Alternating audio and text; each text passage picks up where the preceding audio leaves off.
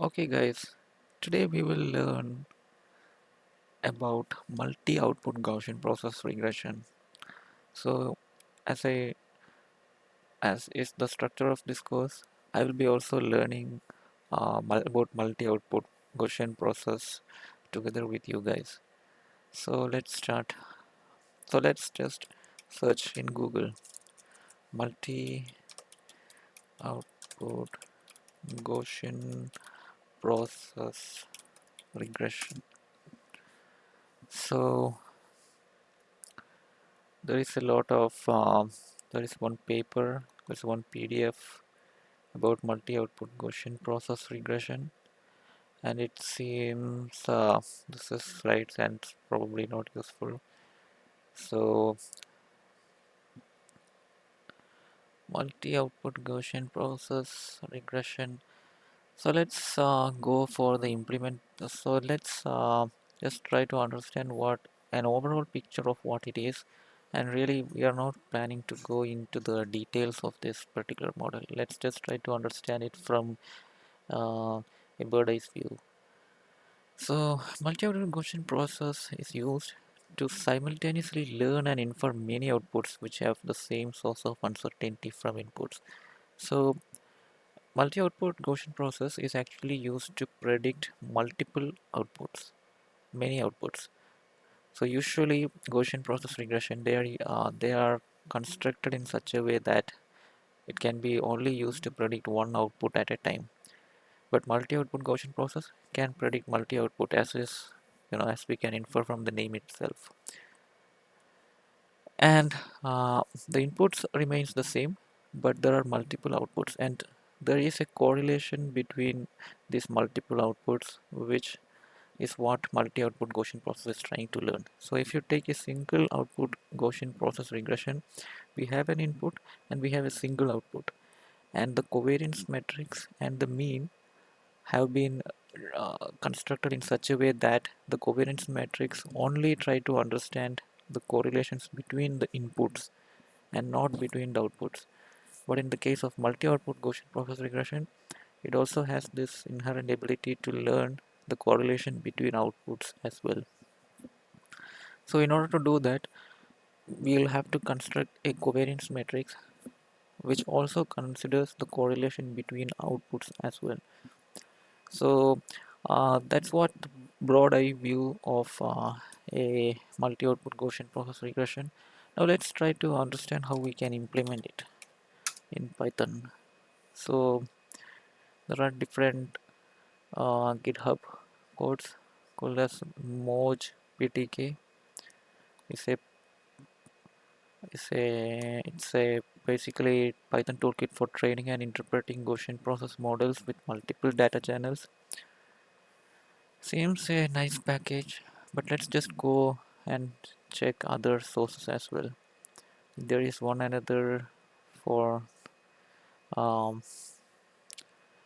which uses multi-output Gaussian process through a Kalman fit. So each of these models seems to be employing different strategies to predict output, but all has this inherent Gaussian process assumption in it.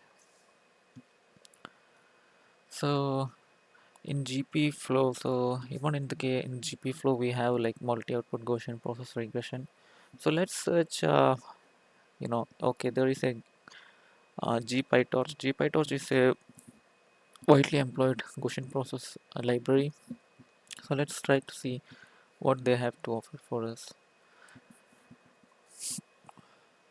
So in the case of GPyTorch, so they are using wrapping independent Gaussian process into a convenient multi-output model. So they are actually taking different output Gaussian process model and wrapping them together to create a multi-output model.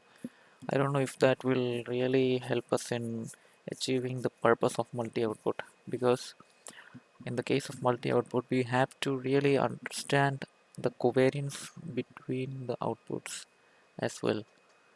So I don't know how this particular multi-output Gaussian process regression wrapping up independent Gaussian process model will really give us the actual multi-output Gaussian process model. But even then, let's just go and try to see what they have to offer for us.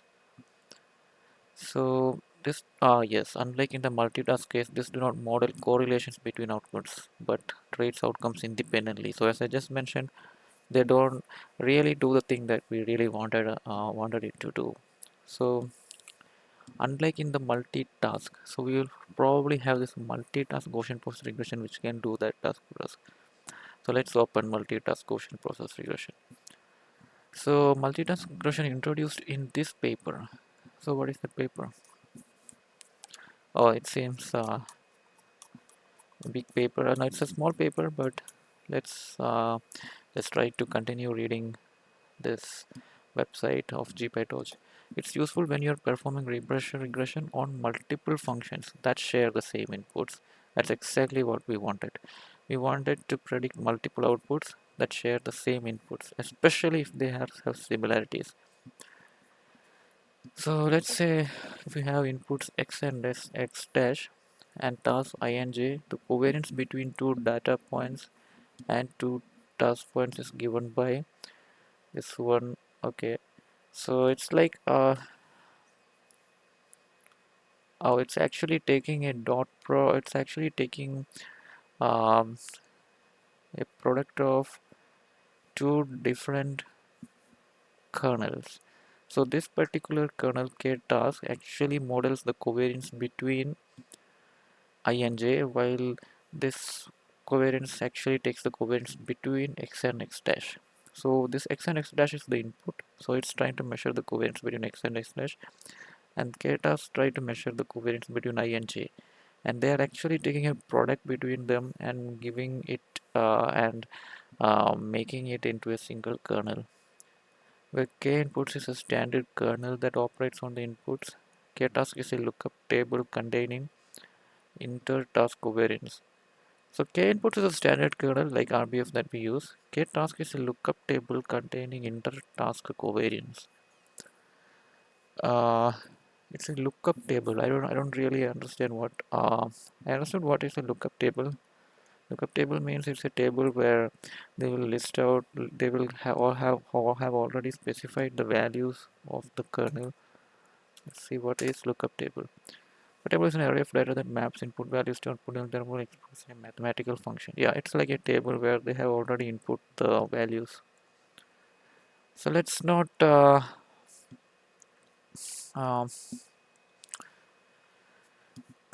so it's a lookup table containing inter-task covariance. I really don't understand this point very well. So let's just move ahead. So initially they import all the like required libraries, and then that's it, that's all, and then they are setting up a training data.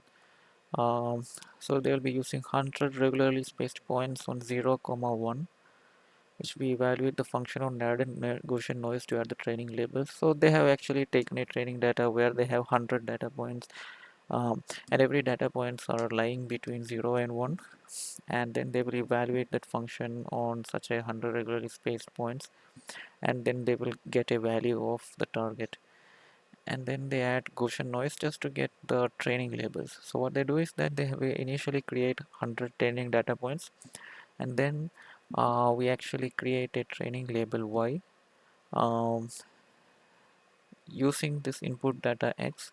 So they have a lot of training data input x, and then they add a just a Gaussian random noise. They actually pass this training data through this function and get a training labels. That's it. So we have now the x data and y data. So in this case, since we need multiple tasks for it to predict, we have two functions. um yeah, we have two different variables. So the first output variable is this one, and the second output variable is this one. So we have now two different output variables using the same input data. Correct. So correct. So our training targets will actually have two dimensions, with the second dimension corresponding to the different tasks. Correct. Now we have the input data defined here. We have everything loaded here. Now the next thing that we have to do is like defining the multitask model, which is the main portion, is the main thing that we are trying to learn from this whole video. So the model should be somewhat similar to the exact GP model in the simple regression example. So yeah, so we have, let's just open a simple regression example. So in the case of a single regression example, you know, this is uh, this is how we usually use the GPyTorch library to define the model. Um, when we are when so in the case of a simple Gaussian process model, the model is set up in a particular fashion using this GPyTorch library. So initially, what we have to define is actually a kernel covariance matrix, which in this case they have defined it as an RBF and a linear kernel. And then actually they set up the model using this particular calling this particular class. So uh, they initially define a class like exactGP model, where they define what is the mean value of that Gaussian process model. They define it as a constant mean, and then they define the covariance matrix as a scale kernel. And now they actually define the, so this is just for initializing the model, and now they have the actual prediction function where they actually call the uh, you know uh, call the functions which are defined in the initialization. So they just call this to define the mean value and covariance matrix. And once they define the mean value and covariance matrix, they actually define this multivariate normal. They actually pass this mean and covariance matrix into a Gaussian process function. Okay, and after defining the exact model class here, so where we have a Gaussian process with mean and covariance matrix, now we need to calculate the likelihood, and it is the likelihood that we are then optimizing on. So then we just call this particular Gaussian likelihood function, which is the likelihood, and then we define the exact Gaussian process model train where we define the input data and output data, and then we pass the likelihood function, which is basically the loss function that this model is trying to optimize on. And once we define the model, we can just train it using this particular portion of the code. So when the training phase really we need to actually just call these routines like model.train, which will actually try training the model, and likelihood.train, which will actually perform the training such that the likelihood is maximized. And then we have to define an optimizer, because when we are performing this is a gradient based optimization it's actually doing. So we have to define what kind of gradient based optimizer we are working on. So we define it like an atom optimizer. Then we basically call this we basically run this model for different epochs. So how many epochs should the model actually run? That's what we define in this particular portion of the code. So here we actually have this optimizer, and then we actually define the model. We just call the same things that we have defined earlier, and then we calculate the loss. This is it, and then we perform a backward propagation, and then we actually perform a step on the optimizer. So this is just your usual cut copy paste code which we usually write in the code after defining the model that we have. So once we have this all codes ready, we can just run it, and then the model starts performing the operation to define the best parameters for the model. And once it predicts the best parameters, then we use the model to predict on the test data. And once we predict it on the test data, then we evaluate the performance of the model just on the test set. So now let's go back into the multi-Gaussian process model, like how they are using this multitask Gaussian process model, how they are defining. Because the real thing is about defining this particular model here. The phase where we actually are trying to train the model is a standard procedure, and there is nothing really much to learn about it other than just cut copy pasting it into the code that we wanted to run. So now let's just go back into how we can define the multi-output multitask Gaussian process model. So They're saying it's similar to the XNGP model, but the differences are that we are going to wrap the constant mean with a multitask mean. So we have a constant mean, which I already mentioned in the in the case of standard regression, we have a constant mean, and then we wrap it on the multitask mean. This okay. So the idea is very simple. So we are saying okay, we have two outputs to define, two means to out two because we have two outputs. We have to define two different means for both the cases. But here we are making the outputs. We are assigning the outputs to be equal. So we are just saying it is a constant mean kernel for both the outputs. So now we have defined what is the kernel for the output mean, and now we go back into the how to define the covariance function. It's the same thing. We use the RBF kernel and then we wrap it across the multitask kernel. So it's a very simple procedure. We take this just an extension of the standard regression example where we just first we have to define the different kernels for mean and covariance, then we just have to wrap it across the multitask libraries that gpytorch already has. And once we do that, we actually then call the function, call the routine that defines the model, how the model should what the model should predict, what the model is, which is multitask multivariate normal with mean and covariance.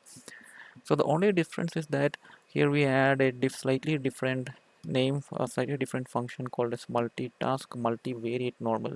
But if you go to the standard normal example, uh, we have defined a multivariate normal. We have a slightly different name here. That's the only difference. The rest of them remains the same as a standard regression example. And then we actually perform the same way where we do this, multitask Gaussian. We define the likelihood. In this case, the likelihood is defined in a slightly different way called as multitask Gaussian likelihood. The question is, how are they really defining this likelihood? Because this likelihood should, inherently calculate the, define the covariance, should also include the covariance between different outputs as well. So let's just try to see how they're defining this what is the actually thing that's happening inside multi-task Gaussian likelihood. So we are using a multitask more Gaussian likelihood. This allows us to deal with the predictions and outputs in a nice way. For example, when we call multitask multivariate normal, we get n times number of task metrics back. Okay, that's usually sensible, but the real task is what is the code inside that. But going inside this code and understanding how they're really doing, I think we will have to really read this paper to understand what's going on inside this. But that will be a far-fetched scenario as of now. So let's just move ahead with what we already have defined in this library. So okay, now we have this multitask Gaussian process model where we have train X and train Y with input and output data defined. We also have the likelihood defined. Now we have these steps which is exactly the same which we had used earlier, and then the predictions are also following the same procedure. So yeah, so now we have a very good code that can actually predict multiple outputs using a Gaussian process regression model. So hope this particular lecture was interesting for all of you. Thank you.